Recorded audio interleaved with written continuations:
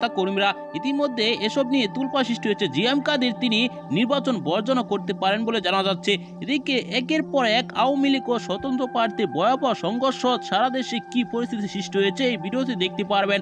কোন কোন জেলাতে এই সংঘর্ষ চলছে, এমনকি কতজন আহত নিহত হয়েছেন তাও দিয়ে কুপাকুপি শুরু হয়েছে আওয়ামী লীগের বিরুদ্ধে। দর্শক আসুন সম্পূর্ণ ভিডিওটি বিস্তারিত দেখে আসি। অত্যন্ত গুরুত্বপূর্ণ একটি ভিডিও, তাই ভিডিওটি না টেনে পুরো ভিডিওটি দেখবেন। চ্যানেলে নতুন হলে সাবস্ক্রাইব করে রাখবেন পরবর্তী আপডেট পাওয়ার জন্য। ভিডিওতে একটি লাইক দিয়ে দেখবেন, মূল্যবান মতামত কমেন্টে জানাবেন। দর্শক, জাতীয় নির্বাচনকে সামনে রেখে আওয়ামী লীগ ও স্বতন্ত্র প্রার্থীর একের পর এক হামলা যেন থামছে না। দেশের বিভিন্ন জায়গায় প্রতিদিন সংঘর্ষ, এমনকি পাল্টা দেওয়া হচ্ছে। আওয়ামী লীগ সমর্থকরা স্বতন্ত্র পার্টিকে একের পর এক পিটাচ্ছে।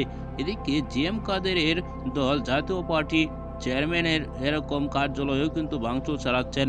জাতীয় পার্টির অনেক এমপি প্রার্থী আছেন যারা তাদের কার্যালয়ে ভাঙচুর চালাচ্ছেন, অফিসে ভাঙচুর চালাচ্ছেন। ক্ষমতাসীন দল আওয়ামী লীগের প্রার্থীরা তাদেরকে নির্বাচন করতেই দেওয়া হবে না বলে ঘোষণা দিচ্ছেন আওয়ামী লীগের প্রার্থীরা।